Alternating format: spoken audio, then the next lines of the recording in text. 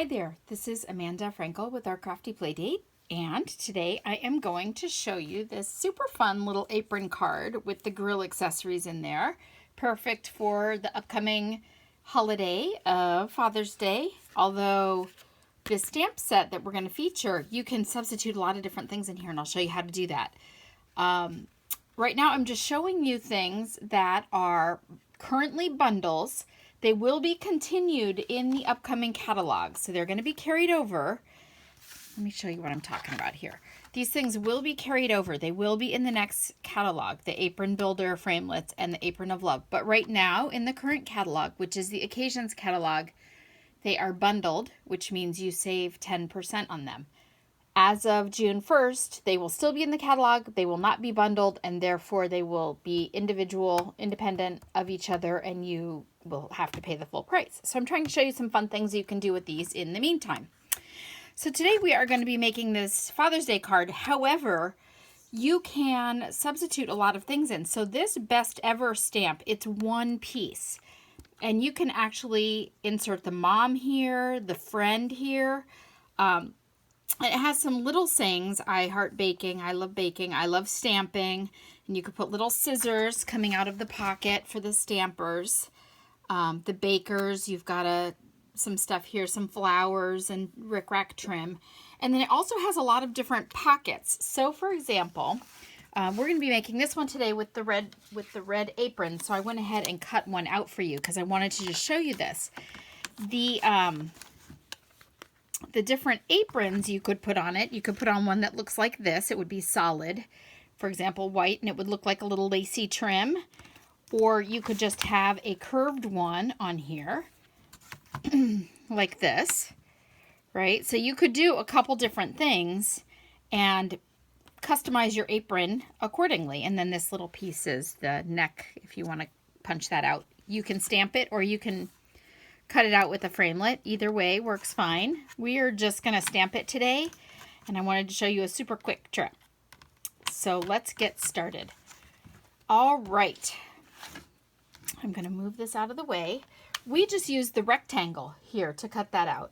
And that is one of these dies too. That's this one. And that's the pocket that I used for the barbecue. But I really could have gotten away with this one too. Maybe not so much the lacy one, although I guess that's a possibility too.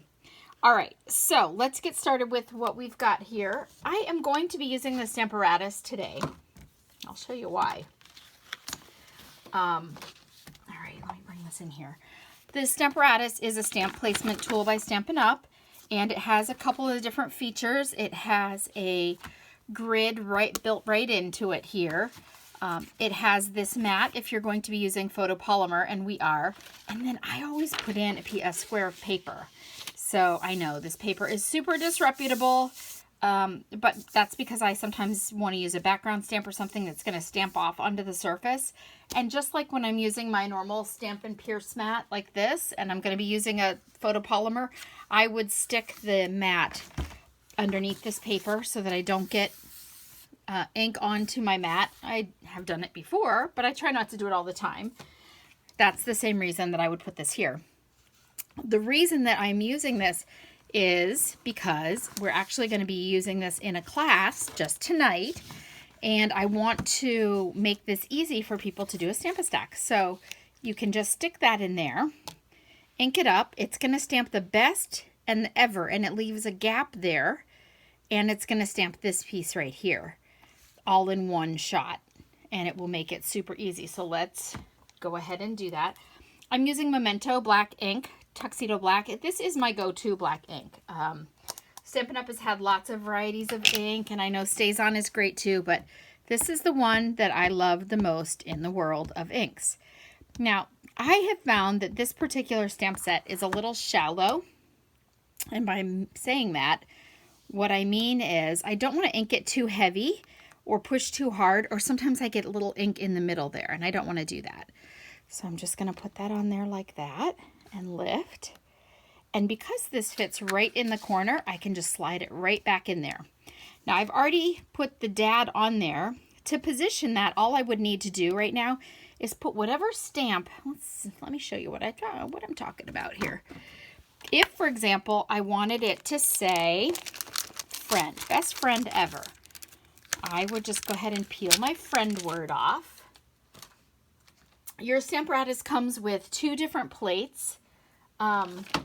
With it, you can go from the top or you can go from the side.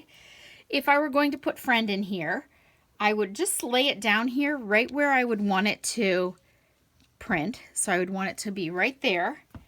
I would stick this on here and close it, and it lifts it up. And it's going to lift the paper up too because photopolymer is a little sticky. That's okay. I just am going to as long as I stick it right back in the corner, it is going to place it exactly where I want it every single time. Okay. I'm doing dad today, so I'm going to go ahead and pull this in here. Now you can see my dad is kind of red already, my stamp. That is because these really super saturated colors tend to color your photopolymer. It doesn't matter. It's not going to affect the way that it stamps at all. But I do feel like it's a little easier to see through when it's less colored. So I do, when I'm using a saturated color, like to put a little Versamark on it. It just gives it one other layer of protection before the ink really colors into the stamp itself. And now I'm going to ink this. And again, this one is also a little shallow. So it's just this set of mine. And it's just something that I've noticed. As a matter of fact, I might or might not. No, I might wipe. This has got a little on the plastic. You know what? That's not going to affect it. It's just going to make me crazy, but it's not going to affect the stamp. But right here is where I'm finding it to be a little shallow, right there and right up here. So I might just blot that off and then re-ink it a little more carefully. This is a great place to use your Stampin' Spots. Let's see if I can do it without getting a little extra ink on it. I'm not going to press too far up there because up there seems to be where it comes through. The great thing about the Stamparatus is if, for example, I didn't get a good image, I did here. If I had not gotten a good image, I could just ink it up again and stamp again, and it would go right back into the same place. But it worked for me. Now the Stamparatus, the way that I changed that is I just turned it around like this, and this is where the best ever and the little apron string thing were. And I'm just going to set that aside for the class tonight, and everybody will have everything put right in the right spot. I'm going to set that aside and come back here to this.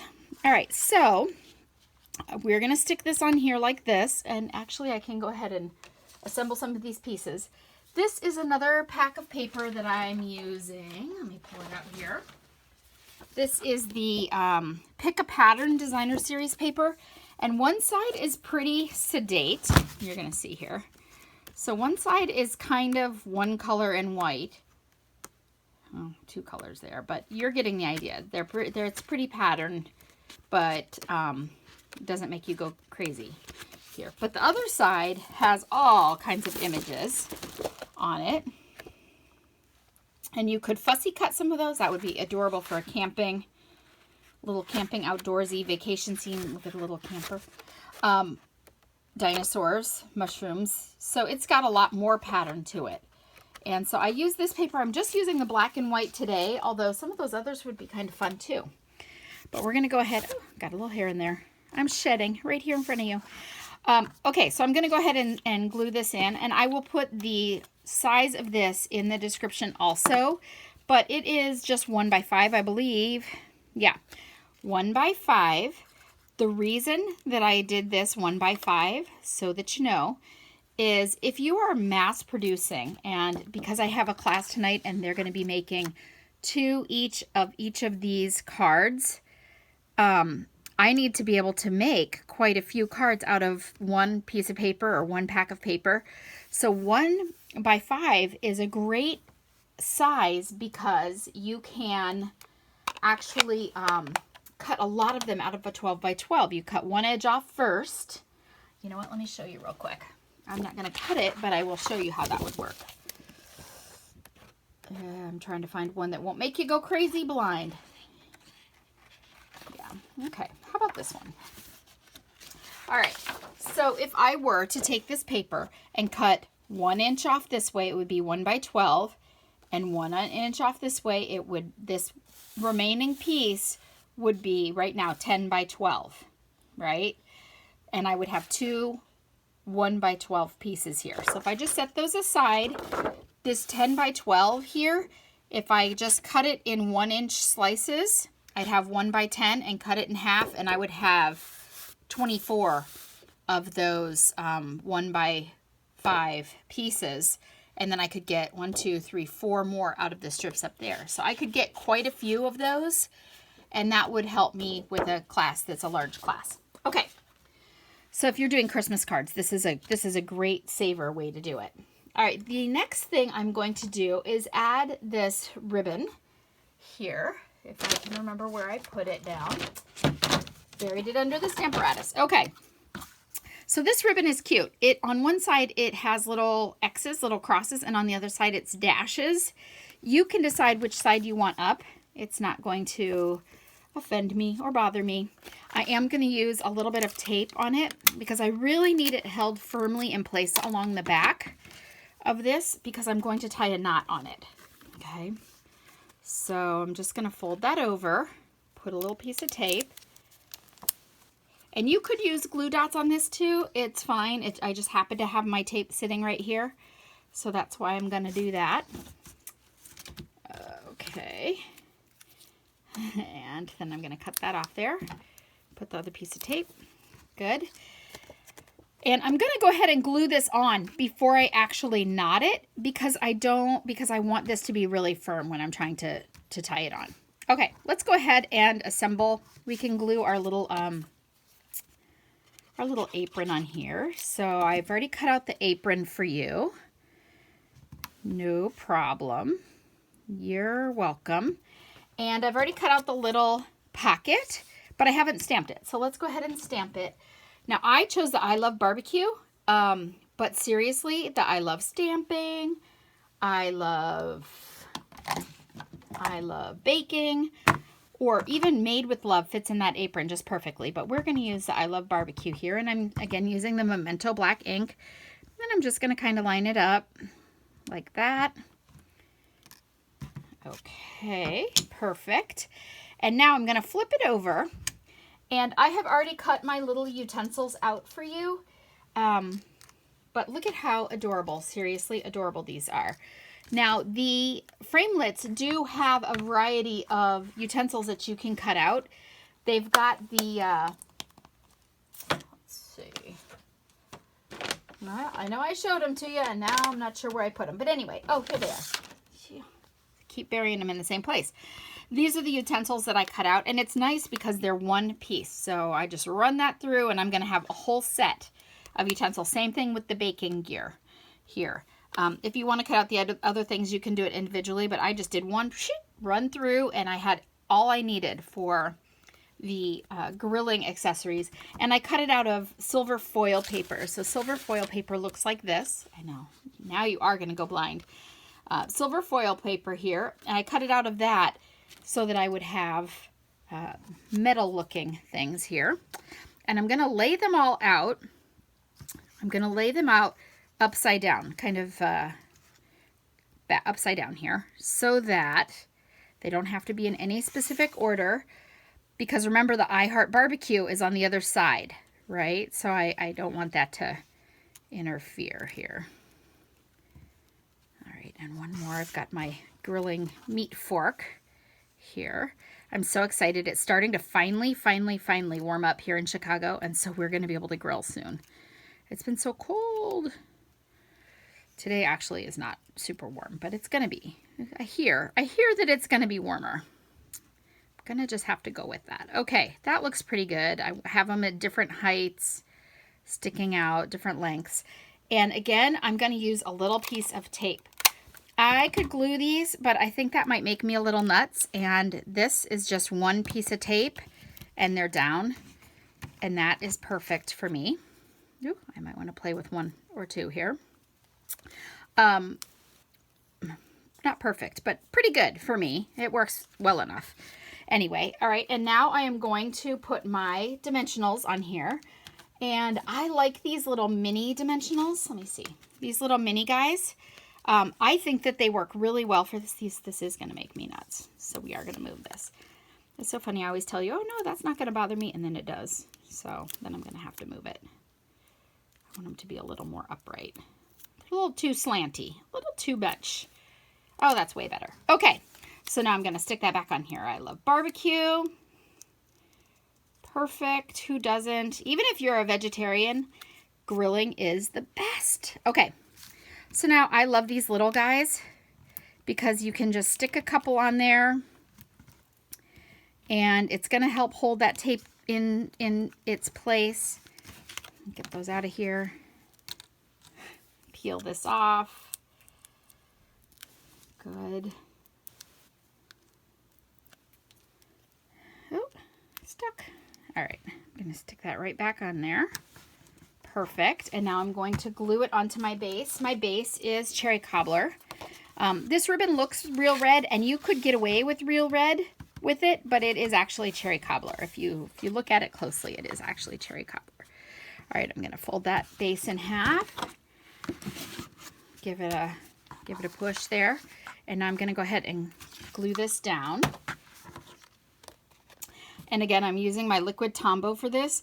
I am kind of a Tombow girl, so other people like snail. I'm not going to judge, but I am Tombow person. So there we go. And Tombow is the same as liquid mono adhesive, something like that. Mono liquid adhesive. All right, now I'm bringing this back in that I just threw off the camera here. All right, so to tie this knot, I'm going to cross down. I'm going to flip this down over my finger. I'm going to tuck it this way, and I'm going to fold. When I fold, you'll see that one of the sides has crosses and the other side has dashes. I don't want it to do that. I want to have the same thing showing on both sides of those little legs. So this is my opportunity to flip it. I just turned it around inside there. Did you see that? Inside the knot, I twisted it before I pulled it tight, and now it's both dashes. All right, so that is a trick to make both sides of your ribbon look the same. And in this case, it matters because of the pattern. If you have a lot of ribbons, you really can't tell the difference. But some of the shimmer ribbons also are shimmery on one side, but not on the other side. And so you may want to flip it like that inside your knot. And that is it. I'm all set. Thank you so much for stopping by. If you do not already have a Stampin' Up! Demonstrator, I would love to be your demonstrator. You can see my website here. And also, you want to be sure to hit subscribe here because I do videos all the time and I want to make sure that you are learning as much as I can teach you. If you hit the little bell, you won't miss any. Thank you so much for stopping by. Have a great day. Bye-bye.